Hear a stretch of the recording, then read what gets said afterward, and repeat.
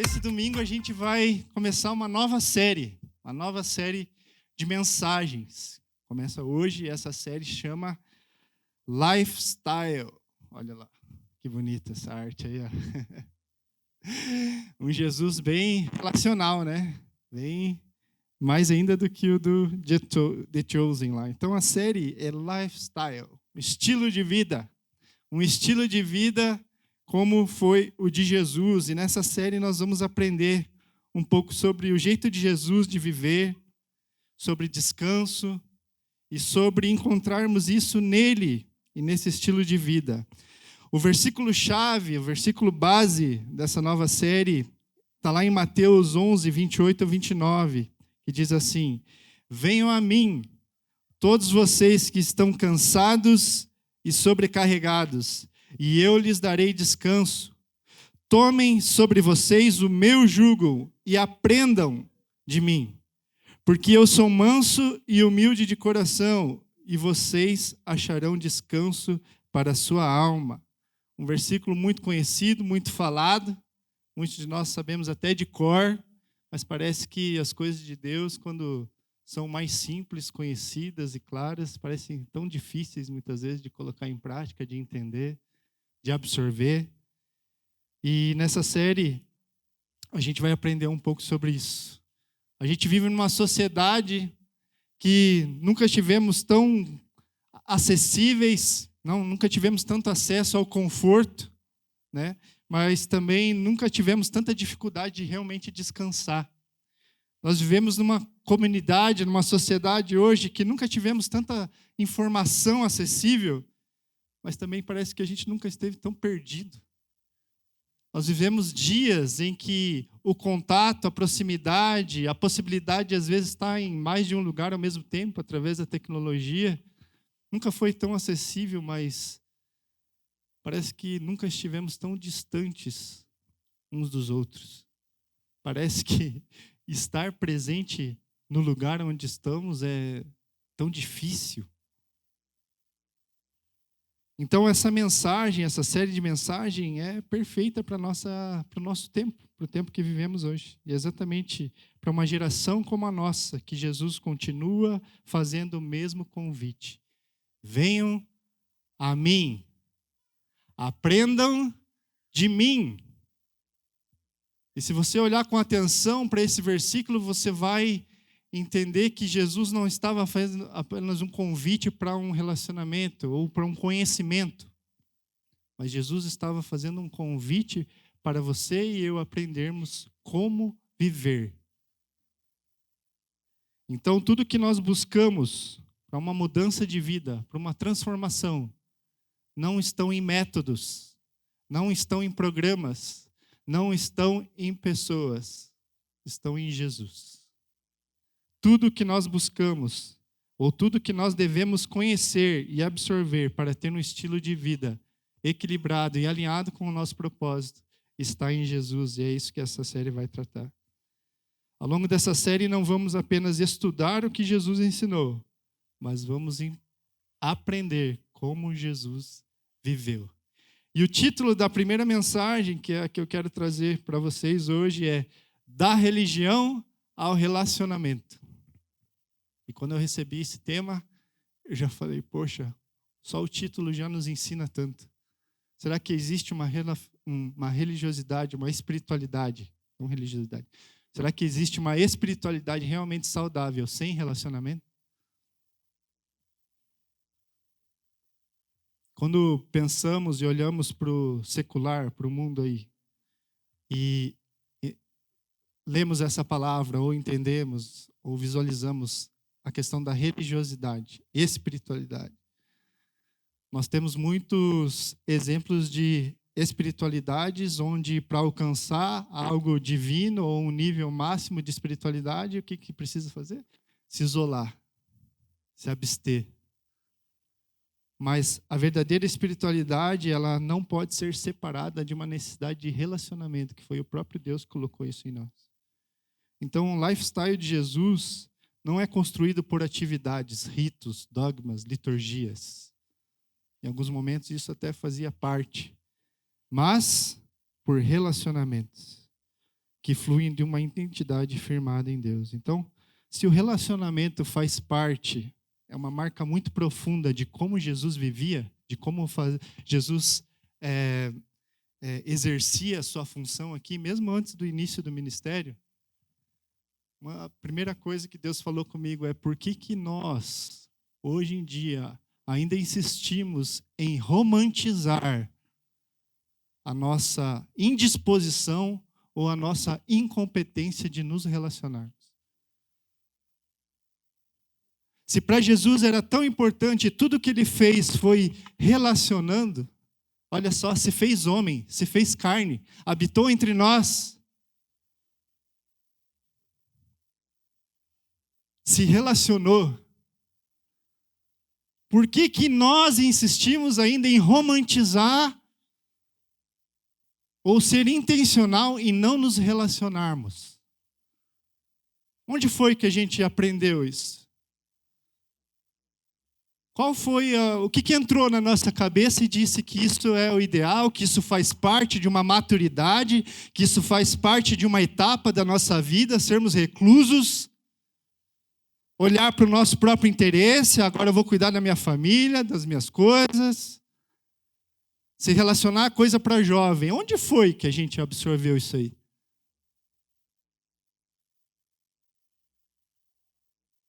E sendo para Jesus tão importante o relacionamento, o texto base da nossa mensagem hoje vai ser em um lugar onde o relacionamento é ainda mais necessário e explícito, que é a família.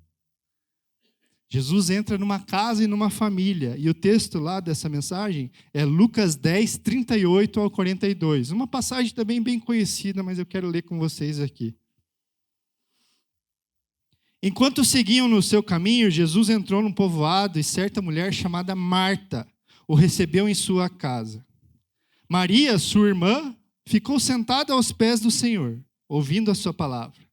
Marta, porém, estava ocupada com muito serviço e, aproximando-se dele, perguntou: Senhor, não te importas que minha irmã não tenha me ajudado ou tenha me deixado sozinha com o serviço?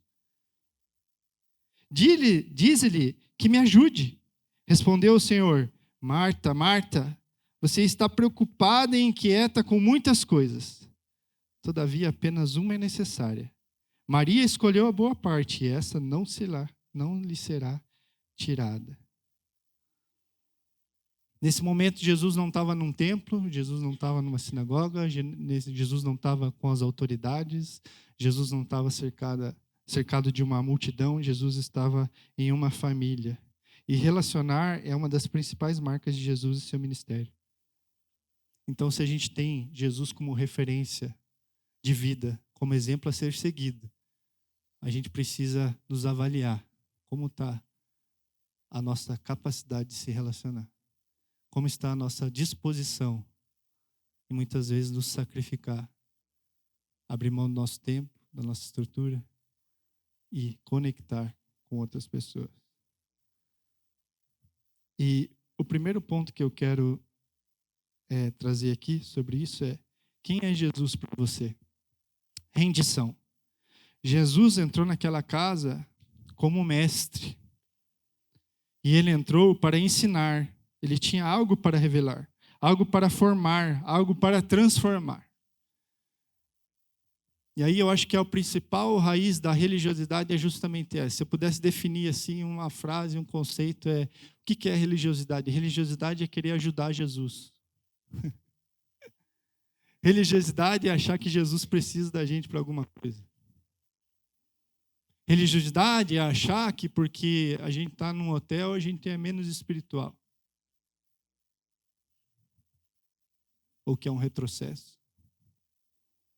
Que a gente não tem uma estrutura, um som, uma luz mais. Se apegar a isso é religiosidade. Então, Jesus estava lá com seus discípulos, entrou em Betânia, depois de um longo dia, provavelmente sujo, provavelmente cansado, exausto. E aí Marta chama Jesus para ir para sua casa. E o fato de Jesus entrar naquela casa não é porque Jesus precisava de um descanso, de um alimento, de uma água, era porque Jesus, mesmo estando cansado, talvez com fome, talvez sujo, ele não abria mão de servir. E ele entrou naquela casa como um mestre. Marta não discerniu o porquê Jesus estava entrando naquela casa. Marta talvez achou que era por aquilo que ela poderia oferecer a Jesus. Ainda a religiosidade. Mas Jesus entrou como um mestre.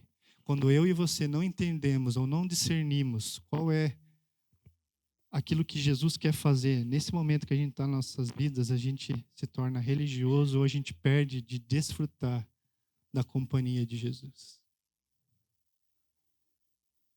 Qual é o papel de Jesus hoje na sua casa, na sua vida, no seu relacionamento?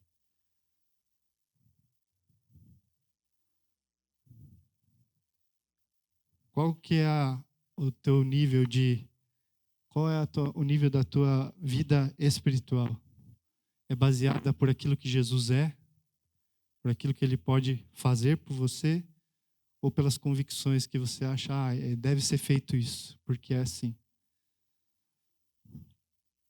Marta estava muito ocupada com os serviços e realmente a preocupação dela era genuína. Pense, chegar Jesus, mais 12 e mais alguns agregados, todos para se hospedarem na sua casa. Quem é líder de Connect aí? Levanta a mão. Dá trabalho ou não dá receber gente em casa? Dá. A preocupação de Marta era absurda, fora de contexto, exagerada? Não. Era pelo menos 15 pessoas, 15 homens. E a cultura da época, o padrão da época exigia realmente que ela fizesse algumas coisas. Lavar os pés, lavar as mãos, acomodar, alimentar. Existia uma logística, existia uma demanda, existia uma necessidade de esforço. Mas Jesus em momento nenhum repudiou, ou reprimiu, ou condenou a atitude dela de servir. O que Jesus fez foi chamar a atenção do estado interno que Marta se encontrava. Não era o servir, era o serviço ter dominado ela. E por isso o serviço ser comprometido. Então, o que Jesus ali fez foi isso, chamar a atenção para como que estava a situação interna de Marta. E o ponto 2 é justamente isso, ser antes de fazer, identidade. Jesus não entrou numa casa perfeita, entrou numa casa onde havia comparação, ansiedade, lacunas familiares. A gente não pode afirmar com certeza, mas a gente também não pode ignorar que em nenhum momento desse texto ou da palavra é mencionado quem é o pai, quem é o marido. Então existiam algumas lacunas ali.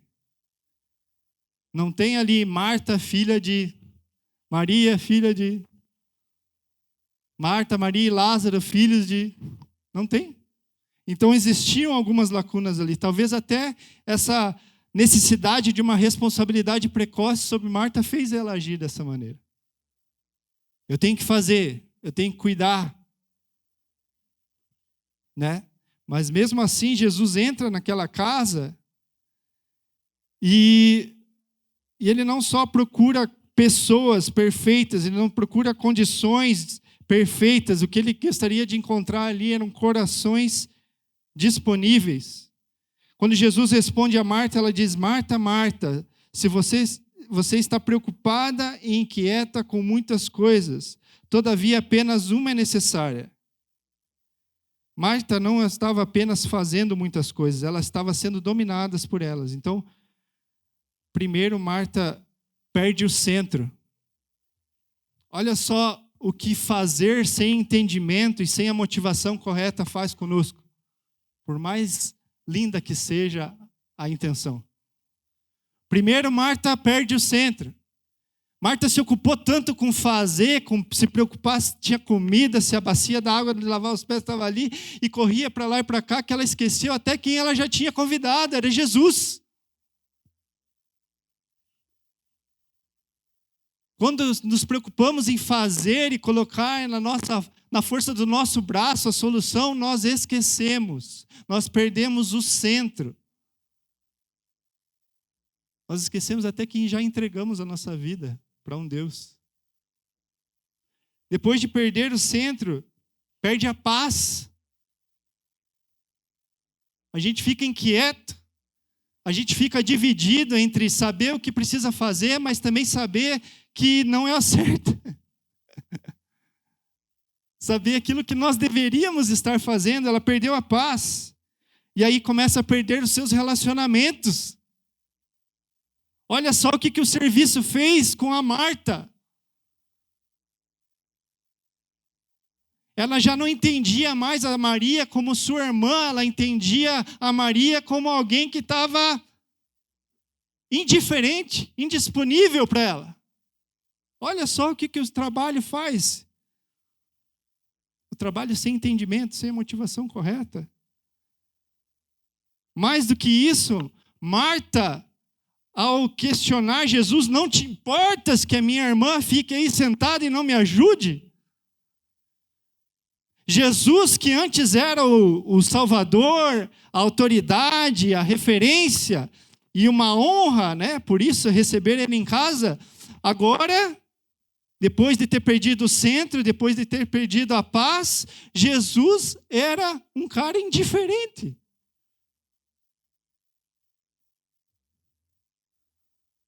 Será que isso já não aconteceu comigo e contigo? A gente começar a fazer, e porque tem que, e às vezes, mas por que está fazendo? Por quem que está fazendo? E aí a gente olha para o lado e, poxa, só eu que estou fazendo? Os caras não entendem, os caras não fazem, os caras não se envolvem. Não te importa, Jesus? Que eu estou aqui sozinho, que eu estou sobrecarregado? Quando, na verdade, por não entender que o motivo daquela visita era outra, Marta perdeu tudo isso. Então, Jesus nunca condenou o serviço. Jesus condenou a situação que Marta se encontrava.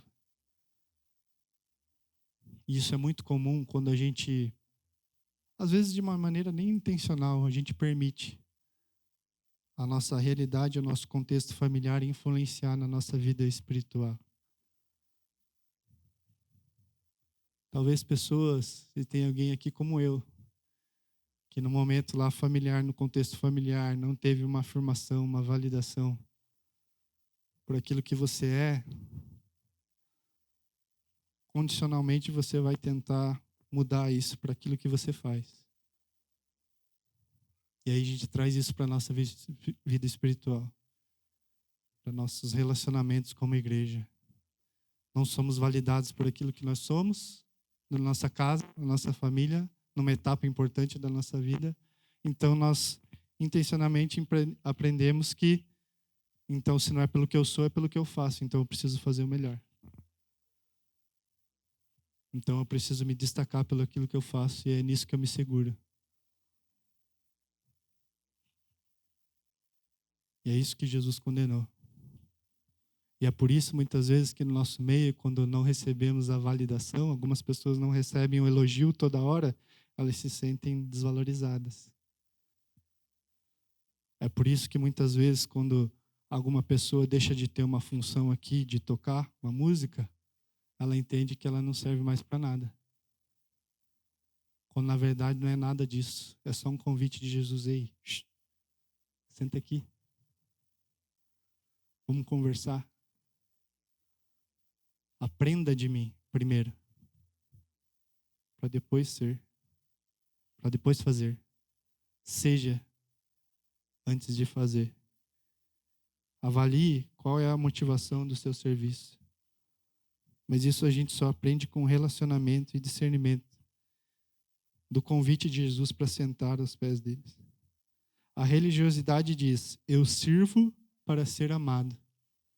O Evangelho, Jesus responde: eu sirvo porque eu já fui amado. Qual é a sua motivação de servir? Não só na igreja, teu trabalho, tua família. Você serve porque você tem necessidade de, com o teu serviço, ser reconhecido ou amado, ou você serve porque você já foi amado, porque você já recebeu esse amor. A presença transforma, não substitui quem você é. Jesus, aqui falei sobre um pouco do contexto familiar, da criação, da sua origem. E nenhuma dor que você já passou na tua casa, ela é invalidada ou desperdiçada por Jesus. Ela é remida por Jesus. Ela é ressignificada por Jesus. Nós lemos aqui uma passagem e o texto não diz o que aconteceu depois disso. Mas se avançarmos alguns livros, a gente vai entender que a história dessa família não termina em Lucas 10. Eu queria lembrar com você para a gente fechar isso. Vamos primeiro pegar Maria. Marta estava ali em Lucas 10, toda atarefada, fazendo coisas para lá e para cá, sem o discernimento, com a identidade na tarefa, já esquecendo quem Jesus era, por que ele estava ali, com dificuldade de relacionamentos com a sua irmã, uma casa totalmente desorganizada, desordenada, e Marta fazendo. Fazer é legal? É legal. Mas vou te dizer uma coisa, às vezes no muito fazer é uma maneira que as pessoas têm de disfarçar ou esconder a verdadeira realidade delas.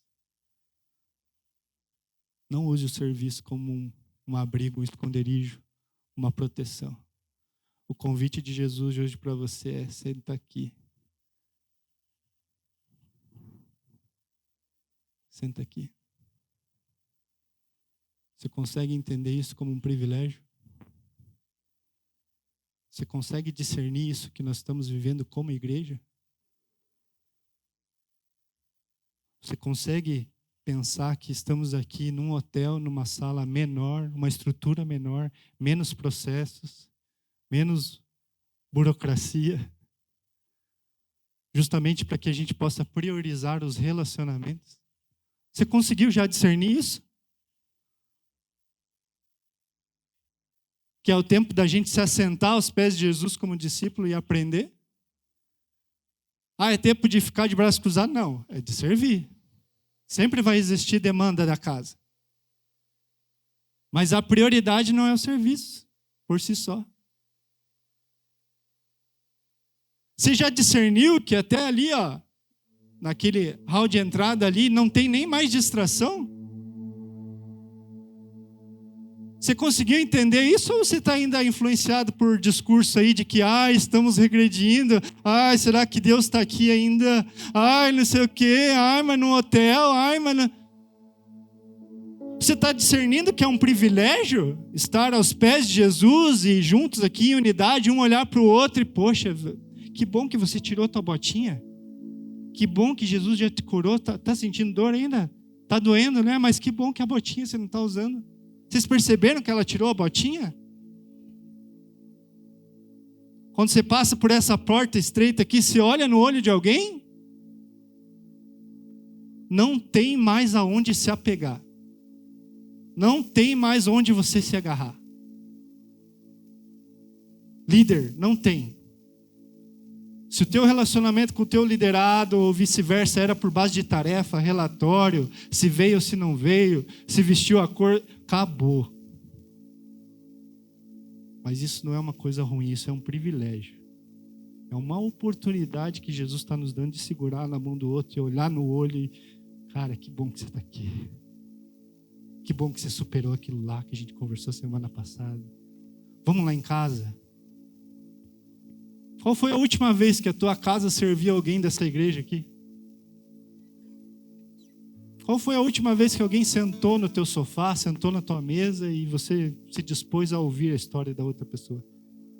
Ou você convida a gente para ir lá na tua casa para só você falar? Vocês estão discernindo o tempo que a gente está vivendo ou não? Até quando eu e você, a gente vai fugir dos relacionamentos? Então Marta estava nessa. Depois em João 11, com a situação lá do Lázaro. Lázaro morre. Marta era a mesma Marta, mas foi ela que foi em direção a Jesus. Olha só o que mudou. Ela entendeu, ela reconheceu o senso de privilégio e de oportunidade que é ter Jesus por perto. Primeiro ela deixa Jesus no outro cômodo da casa e vai fazer. Agora ela, Jesus, meu irmão. Jesus vai lá e ressuscita Lázaro. E em João 12, quando Jesus estava naquela casa e tem a situação da Maria quebrar o vidro ali, o autor do texto, ele é enfático e ele faz questão de registrar. Marta servia. Só isso. Não tem repreensão de Jesus. Não tem observação de Jesus. Não tem exagero da parte de Marta. Marta não se tornou Maria. Marta continuou sendo Marta. E Marta continuou servindo, mas agora com entendimento, com motivação. Sabendo quem ela é e para quem ela fazia. Maria, que estava aos pés de Jesus, não estava fazendo sala para Jesus. O termo aos pés é como discípulo. Talvez foi até um choque para muitos lá, porque esse aos pés, aqui, era só para homem. Era só para discípulo. Mas Maria entendeu, Maria discerniu. Não é hora de servir, é hora de estar aos pés e aprender. Antes ser do que fazer.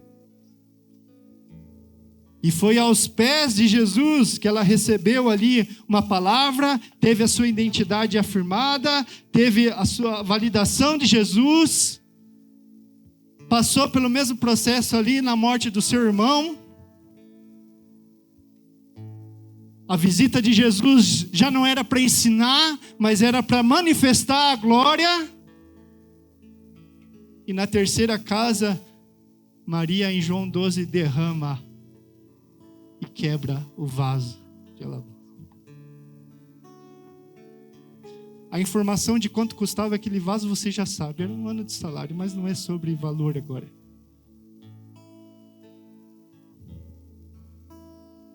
Era sobre alguém que escolheu se prostrar aos pés. Era alguém que sabia quem Jesus era. E que não ficou só nisso. Agora ela resolveu quebrar aos pés de Jesus. Toda aquilo que ela tinha talvez como ideal, como valoroso, como segurança, ela quebrou aos pés de Jesus. Em adoração. A gente não pode parar nem na contemplação e nem na manifestação. A gente precisa terminar em adoração. E é isso que Maria nos ensinou. Jesus não veio para transformar Marta em Maria e nem Maria em Marta. Ele veio para redimir as motivações, as realidades, transformar a casa. E Jesus está aqui para transformar a sua vida, a sua casa e a sua realidade. Hoje Ele está aqui visitando a nossa igreja, mas também Ele visita a tua vida.